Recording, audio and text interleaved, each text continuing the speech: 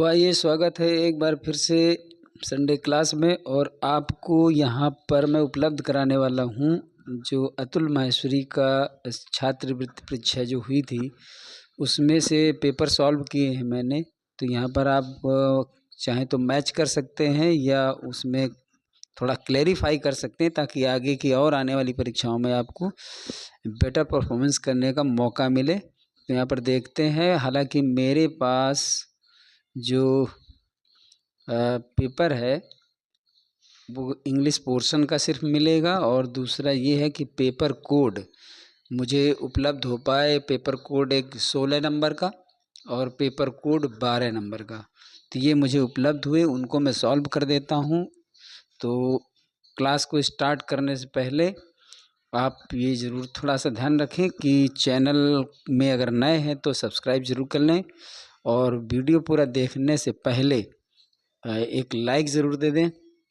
दूसरी बात ये कि अंत तक देखें, तो पूरा देखेंगे तभी आप समझ पाएंगे कि क्या परफॉर्मेंस रहा आपका और किस तरह से पेपर आता है।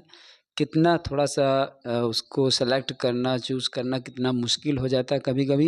इन चीज़ों को सभी को एक अभ्यास के तौर पर देखने से आपको थोड़ा सा आगे के लिए मजबूती मिलेगी। तो अंत तक देखें और वीडियो को लाइक करें, शेयर करें, सब्सक्राइब करें। तो चलिए, यहाँ पर उपलब्ध है आपका पेपर कोड 16।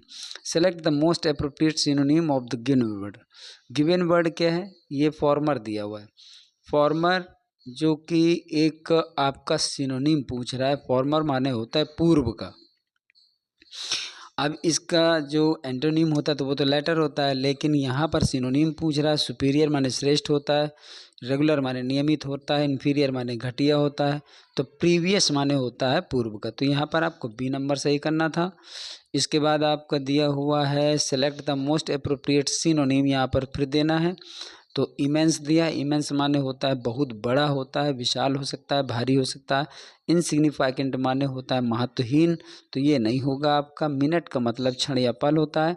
डल माने सुस्त या मंद बुद्धि का होता है। मैसिव माने भारी होता है। तो इमेंस का आपको डी करना था।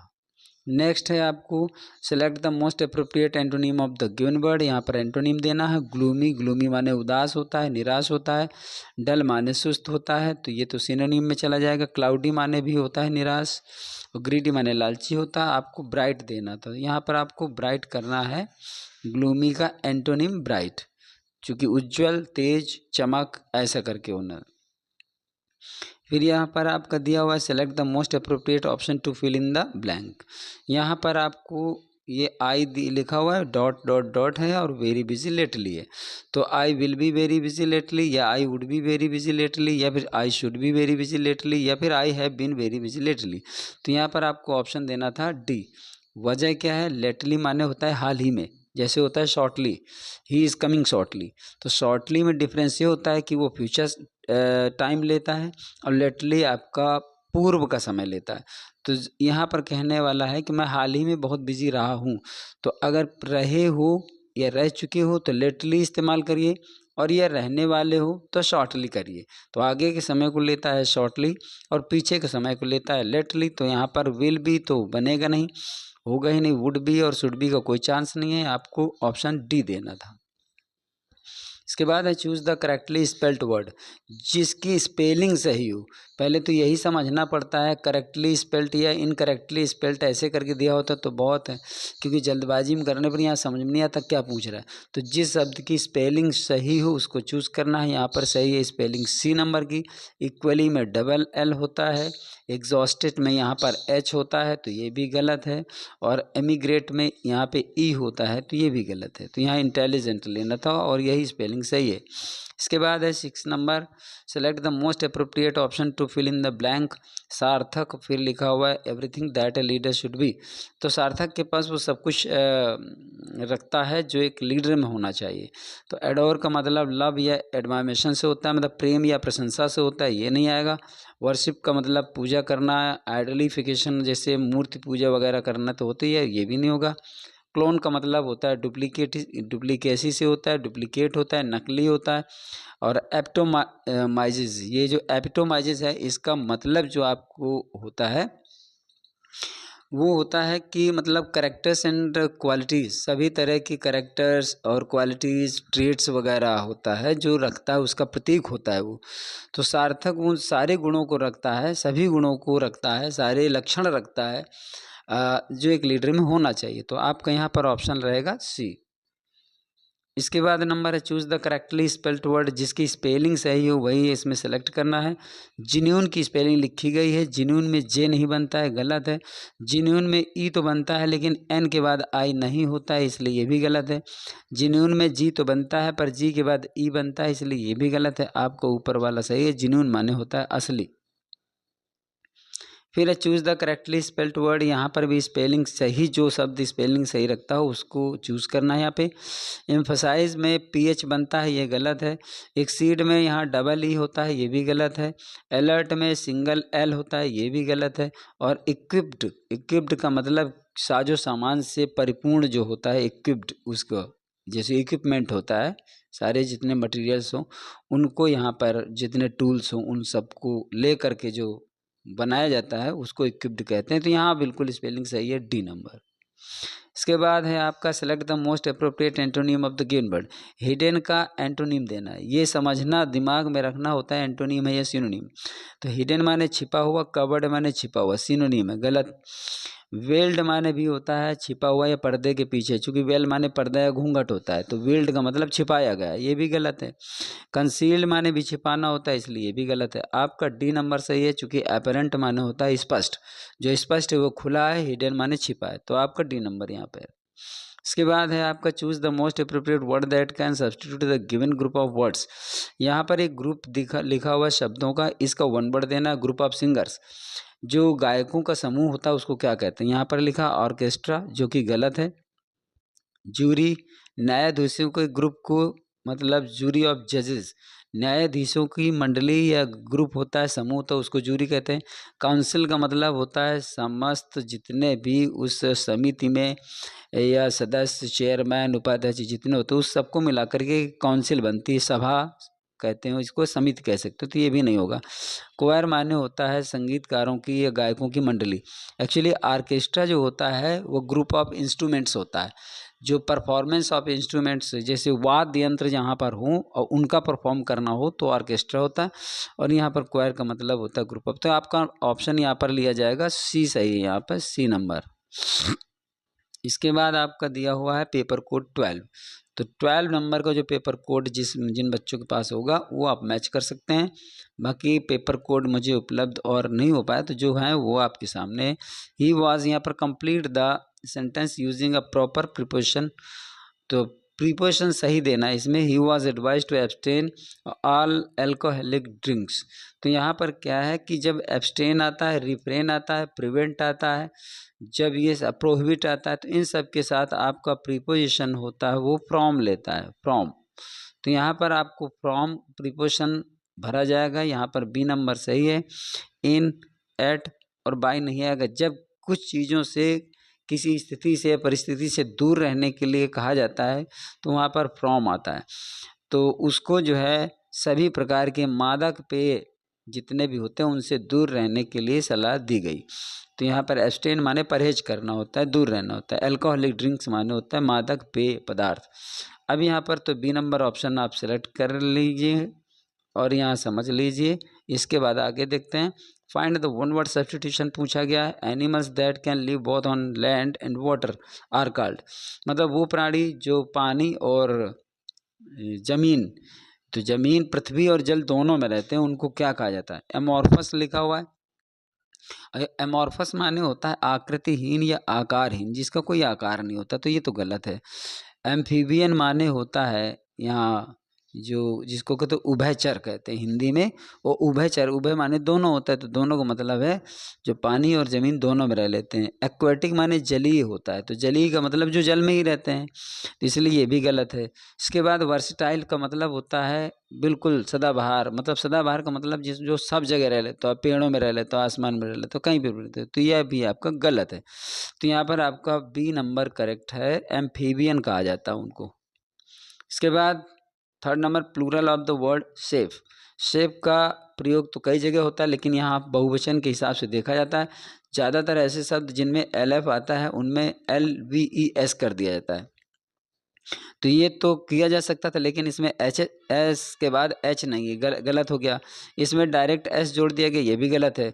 ये सेल्फिश कर दिया गया, ये शब्द की ग्राउंड ही अलग हो गई, ये आपका सही है। तो यहाँ बी नंबर आपका सही है।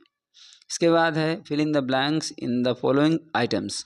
वर्क हार्ड, फिर यू शुड फेल। सभी जानते हो कि जब शुड लगा हो तो आपका लेस्ट ही आता है, अदरवाइज इल्स और नहीं आएगा। तो यहाँ पर आपका लेस्ट भर दिया जाएगा, सही हो जाएगा। ए नंबर का ऑप्शन यहाँ पे सही है। इसके बाद complete the following sentence. The old man's condition looks very serious and it doubtful if he will. हालांकि पेपर में यहाँ इट छपा था, वैसे वहाँ पर होना चाहिए इज डाउटफुल या फिर इट इज़ डाउटफुल, ऐसा होना चाहिए। लेकिन जैसा लिखा था पेपर में वैसा ही मैंने लिख दिया। फिलहाल सेंटेंस समझ में आ जाएगा। बूढ़े आदमी की जो दशा है वो बहुत ही गंभीर दिखती है और ये संदेह है कि क्या वो पुल थ्रू कर पाएगा। पुल थ्रू का मतलब जो होता है वो होता है रिकवर करना, मतलब टू रिकवर और विदड्रॉ फ्रॉम एनी कंडीशन और सिचुएशन।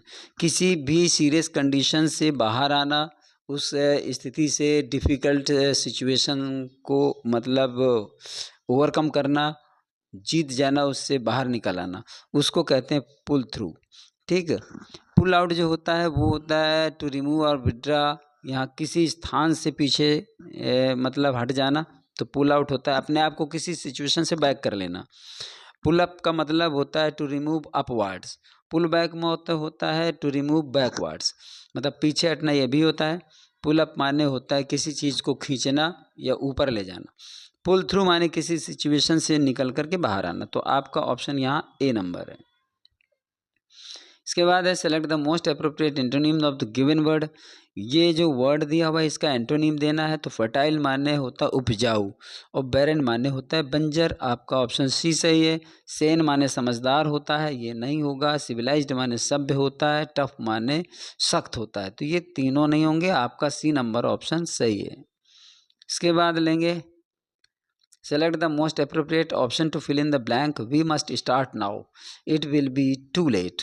हमें अब चलना चाहिए या कार्य प्रारंभ करना है, तो कार्य प्रारंभ के अर्थ पे आप इसका अर्थ निकाल सकते हो।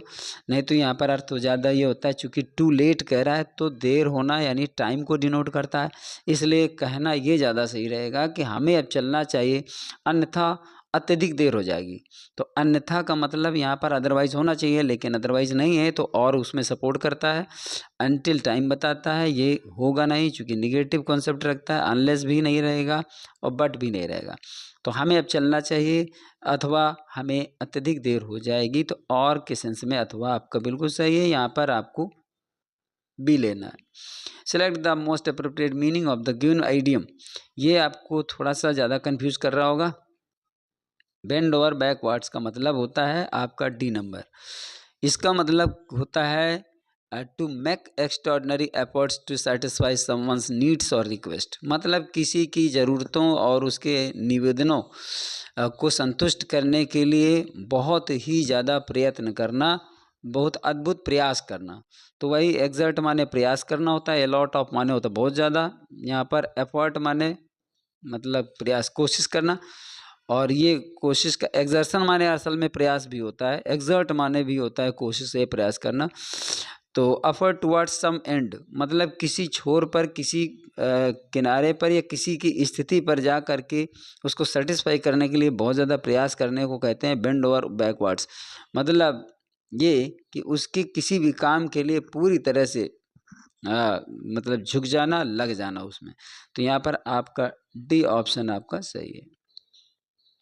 Choose the correctly spelled word. यहाँ पर जिसकी स्पेलिंग सही है वो वर्ड चूज़ करना है। तो सभी जानते होंगे ए नंबर सही है, इसमें ई होता नहीं है, डबल एम होता है, डबल एम होता है, इसलिए ये सब गलत हैं। आपका ए नंबर सही है और ये सबको आ गया होगा फिलहाल तो। Select the most appropriate synonym of the given word. Deepen का सिनोनिम देना। डीपेन माने होता है गहरा करना, सघन करना, घनीभूत करना।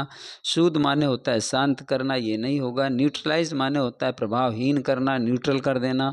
रिलीव माने सुख या आराम पहुंचाना। इंटेंसिफाई माने होता है तीव्र कर देना या सघन करना या घनीभूत करना, मतलब किसी चीज़ को बढ़ाना। और डीपेन माने भी वही होता है।